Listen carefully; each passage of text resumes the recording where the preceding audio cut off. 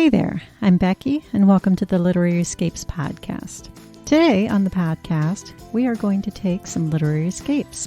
I've got several books for you, so buckle up and don't worry about packing your bags. I've got you covered.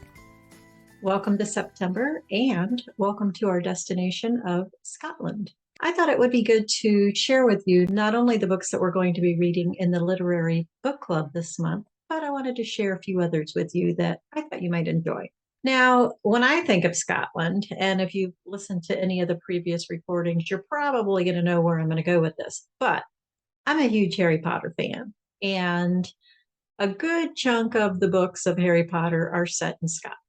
Granted, they never exactly tell us where Hogwarts is, but if you pull up a map and you head north from London for, a good chunk of the day, you're going to wind up in Scotland. Depending on which way the train goes, you're going to wind up in Scotland, either on the east side, the west side. I don't think it's in the middle because it's on an island, but that's just my 2 cents. So, Harry Potter, always a fun read, one of my favorites. Now, to the books that I really am here to talk to you about. The first one I've got for you today is called The Highland Witch by Susan Fletcher. This one is a historic fiction. I love a good historic fiction book. And this one goes back a little further than what I am normally able to find. Usually the historic fictions that I find are set around the World War II time frame, maybe even sooner. But this one's set back in 1692, and it just sounded fascinating. So let me read this one to you. Let me read the blurb on this one to you. In 1692, brilliant, captivating Corag, accused witch, orphaned herbalist, and unforgettable heroine, is imprisoned for her supposed involvement in a massacre in the Scottish Highlands. Suspected of witchcraft and murder and awaiting her death, she tells her story to Charles Leslie, an Irish propagandist who seeks information to condemn the Protestant King William, rumored to be involved in the massacre. Hers is a story of passion, courage, love, and the magic of the natural world. By telling it, she transforms both their lives. So, if you'd like a good historical fiction that takes you way back to the late 1600s in Scotland, this might be a fun one to pick up. The next book I have for you is called Knots and Crosses by Ian Rankin. He is a good mystery writer, and this is the first book of his Inspector Rebus series. Again, it's called Knots and Crosses. Here's a little blurb on this one. Inspector John Rebus. His city is being terrorized by a baffling series of murders, and he's tied to a maniac by an invisible knot of blood. Once John Rebus served in Britain's elite SAS. Now he's an Edinburgh cop who hides from his memories, misses promotion, and ignores a series of crank letters.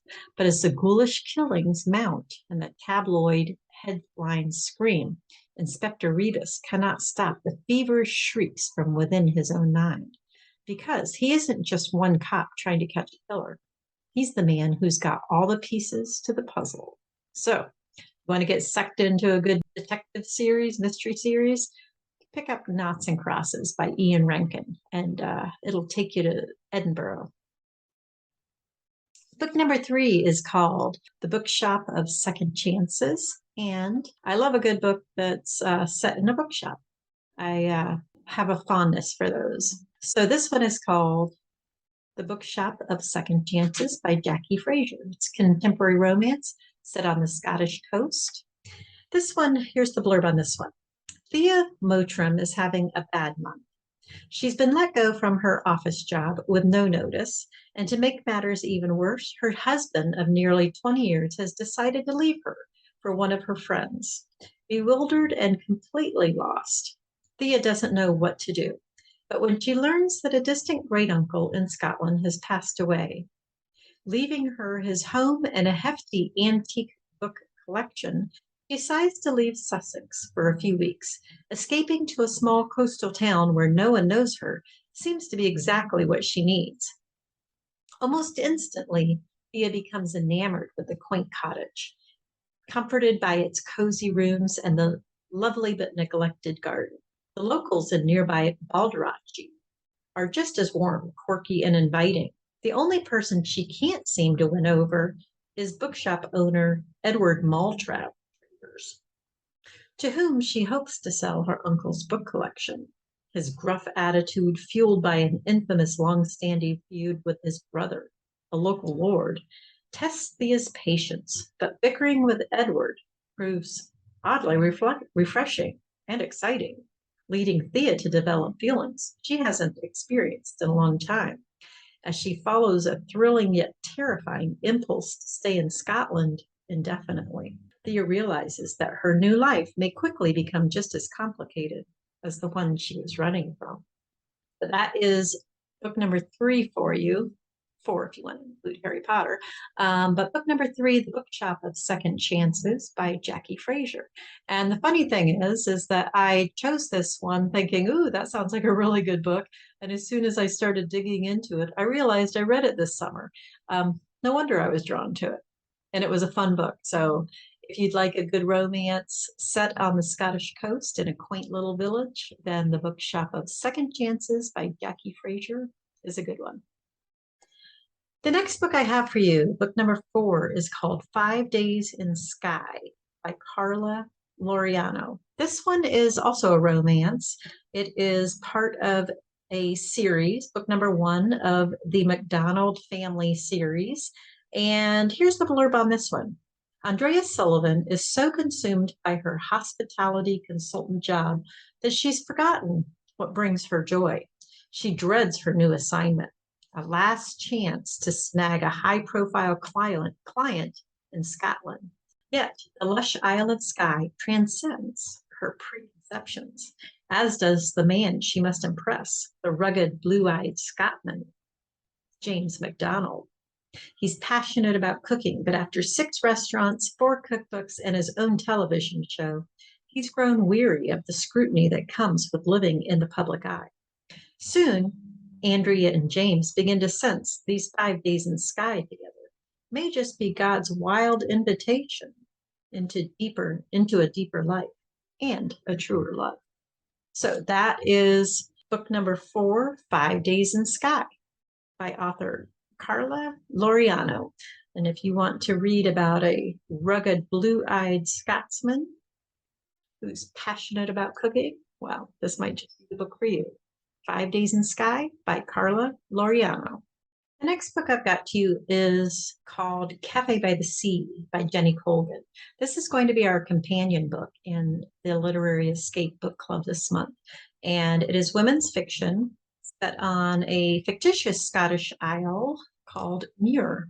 As we continue our journey around Scotland, we are going to the fictitious Isle of Muir with Cafe by the Sea by Jenny Colgan. This one is the first in a series of 5 books.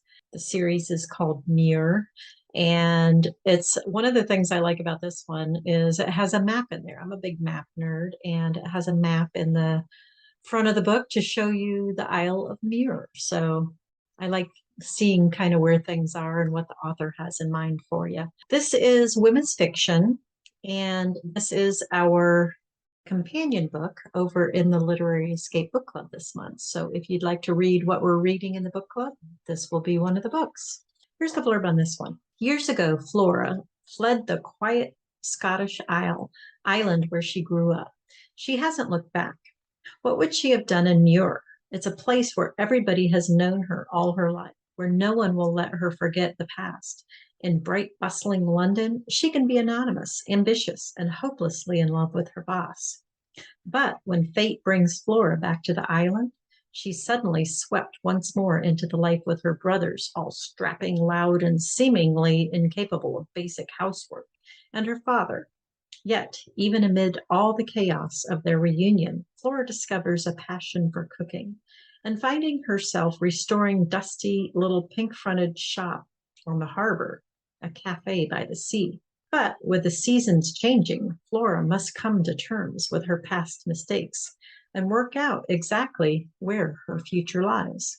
So, if you would like to go to the coast and hang out with Flora in her cafe than Cafe by the Sea by Jenny Colgan. The last book I have for you is called Ellie and the Heartmaker. This is our book of the month in the book club, and it's a little different than ones I normally read. I have read most of this book, and I really am enjoying it. Let me read a little bit of this blurb for you because it sounds really good. Dan Hollis lives a happy, solitary life, carving exquisite Celtic harps in his barn in the countryside of the moors. Here he can be himself, away from social situations that he doesn't always get right or completely understand. On the anniversary of her beloved father's death, Ellie Jacobs takes a walk in the woods and comes across Dan's barn. She is enchanted by his collection. Dan gives her a heart made of cherry wood to match her cherry socks. He stores it for her, ready whenever she'd like to take lessons.